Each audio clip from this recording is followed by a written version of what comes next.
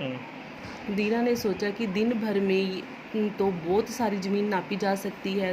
वह तुरंत सरदार की शर्त पर ज़मीन लेने को लिए तैयार हो गया। उसने सोचा कि सरदार ने कहा कि एक दिन में जितनी तुम ज़मीन नाप चल कर नाप लोगे वो उतनी तुम्हारी है, 1000 रुपया। अगर जब शर्त ये रखी थी कि जिस समय तुम सूर्य उदय मीन सूर्य उगने का समय, सूर्य अस्त मीन सूर्य छिपने के समय तक तुम वहाँ पहुँच सकोगे जितनी उन्होंने बताई है तो ठीक है, नहीं तो तुम्हारा जो है तुम्हें ज़मीन भी नहीं मिलेगी और तुम्हारा 1000 रुपया भी जब्त कर लिया जाएगा। उसे उस रात नींद नहीं आई। तब सारी रात ज़मीन के बारे में ही सोचता रहा। बड़ी आसानी से एक दिन में मैं कई किलोमीटर चल लूँगा। उसमें तो बहुत सी ज़मीन आ जाएगी। अच्छी उपजाऊ ज़मीन पर अपना फार्म बनाऊँगा। उसे जोतने के लिए 2 दर्जन बैलों की ज़रूरत पड़ेगी। कई आदमी रखने पड़ेंगे। जो ज़मीन उपजाऊ नहीं होगी उसे बेच दूँगा या बटाई पर दे दूँगा। दीना की रात उसी समय से सपने जो है बुनने शुरू हो गए। अब जो है अब दोनों में से अब उसी जो है उस रात नींद नहीं उसे आई और वो ज़मीन के बारे में सोचता रहा। आसानी वो कहते से ही कई किलोमीटर ज़मीन है जो है वो किलोमीटर चल सकता हूँ, सारी मेरी हो जाएगी। और फिर वो सपने देखने लगता है कि मैं एक फार्म बनाऊँगा, वहाँ पर 2 ज़मीन जो है उसे जोतने के लिए 2 दर्जन बैलों की मुझे ज़रूरत पड़ेगी रखूँगा। जो उपजाऊ नहीं होगी मैं उसे बेच दूँगा और कुछ बटाई के लिए दे दूँगा। कुछ ज़मीन का हिस्सा उसको दे देना और उसके बदले कुछ ज़मीन का जो है फसल का अंश ले लेना। दीना ने सवेरे उठकर अपने आदमी को जगाया और उसे तैयार होने के लिए कहा। थोड़ी ही देर में वह सरदार के पास पहुंच गए।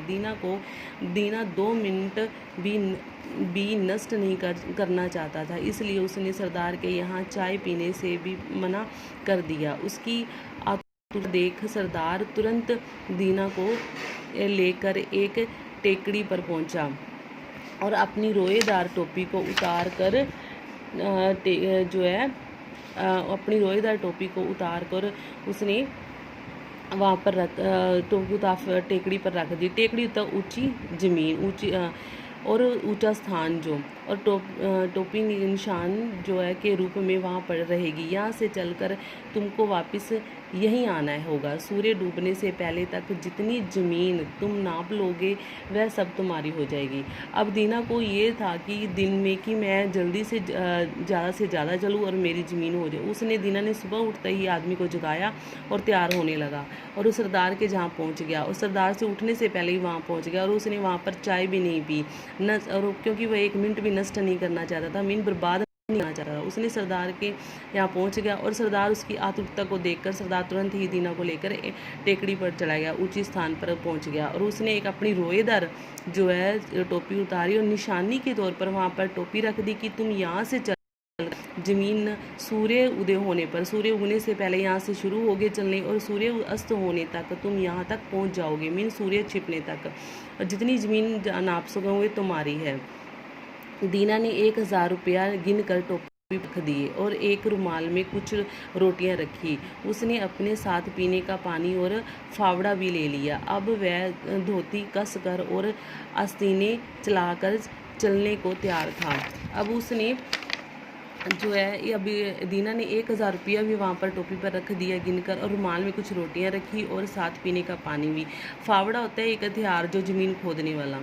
अब वह फावड़ा भी ले लिया उसने। अब वह धोती कसकर अपने आस्तीनें चढ़ाकर जो है चलने को तैयार हो गया। उस समय तक तो वह ये तय नहीं कर पाया कि किस दिशा में चलना चाहिए। पूर्व दिशा में सूर्य उदय हो रहा था, बस वह पूर्व दिशा की ओर चल पड़ा।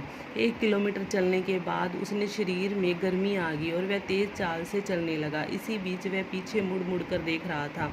टेकड़ी और उस पर आदमी उसे साफ दिखाई दे रहे थे। उस पर खड़े आदमी उसे साफ दिखाई दे रहे थे। कुछ ही देर बाद धूप में गर्मी बढ़ने लगी जो है। अब उसने क्या किया, जल्दी ही चलना शुरू किया जो है। और जल्दी अब उसको ये नहीं समझ आ रही थी वो किस दिशा में चले। और सूर्य जो है पूर्व दिशा में उदय हो रहा था, उदय मीन उगना।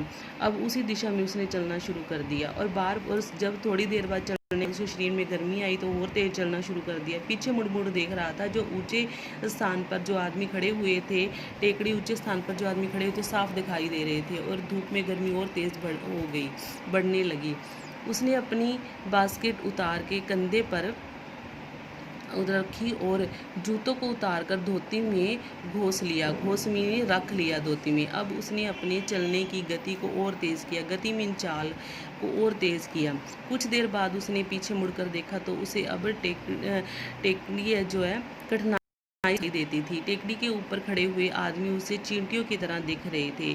उसने सोचा, शायद मैं काफ़ी आगे निकल आया हूँ, अब मुझे लौटना चाहिए। उसका शरीर पसीने से तर हो रहा था और उसे प्यास भी लग रही थी। उसने उसी स्थान पर एक गड्ढा बनाकर उस पर घास का ढेर लगा दिया, जिससे ये पता चल जाए वह यहाँ तक आ गया है। यहाँ पानी पीकर अब वह बाईं ओर मुड़ा।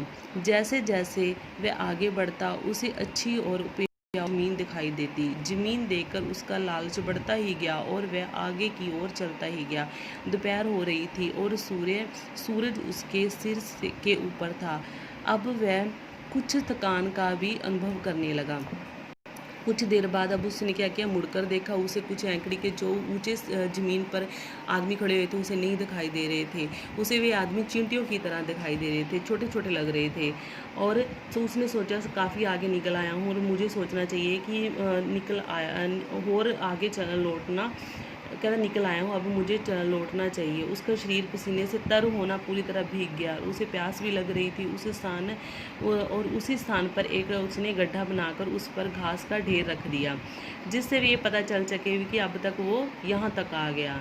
और पानी उसने पिया और फिर वह बाई ओर मुड़ा। जैसे जैसे वह आगे बढ़ता गया, उसने जब आगे आगे ज़मीन अच्छी देखी तो उसने सोचा कि उसका लालच बढ़ता ही गया कि मैं और आगे चलूँ, और ज़मीन उसके आगे उपजाऊ है।